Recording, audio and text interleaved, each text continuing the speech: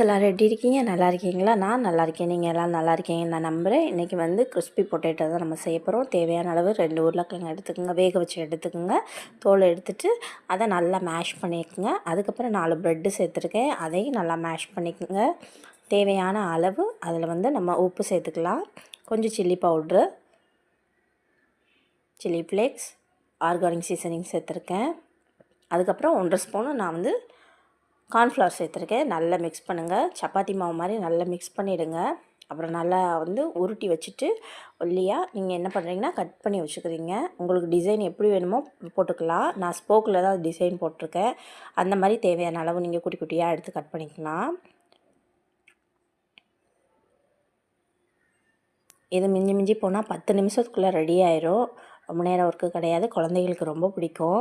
சாப்பிடாத குழந்தைங்க கூட இந்த உருளைக்கிழங்கு ப்ரெட்டு சாப்பிடுவாங்க. ஒரு கடாயை எடுத்துக்கோங்க. தேவையான அளவு நல்லா ஆயில் ஊற்றிக்குங்க. நல்லா ஹீட் பண்ணிக்கோங்க. அப்புறம் நம்ம கட் பண்ணி வச்சுருக்க இந்த கிறிஸ்பி பொட்டேட்டோ இருக்குது பார்த்திங்களா, அதை எடுத்து இதில் போட்டுக்கலாம். சிம்லேயே குக் பண்ணுங்கள். ஓவராக குக் பண்ணால் அது கருக ஆரம்பிச்சிடும். ரெடி ஆயிடுச்சு. Crispy potato ready. சூப்பராக இருந்துச்சு. நான் சாப்பிட்டு பார்த்தேன். நான் சாப்பிடும்போது என் கையை சுட்டுருச்சு. Thank you guys. தேங்க்யூ ஃபார் வாட்சிங். லைக் அண்ட் ஷேர் பண்ணுங்கள், சப்ஸ்கிரைப் பண்ணுங்கள். நன்றி.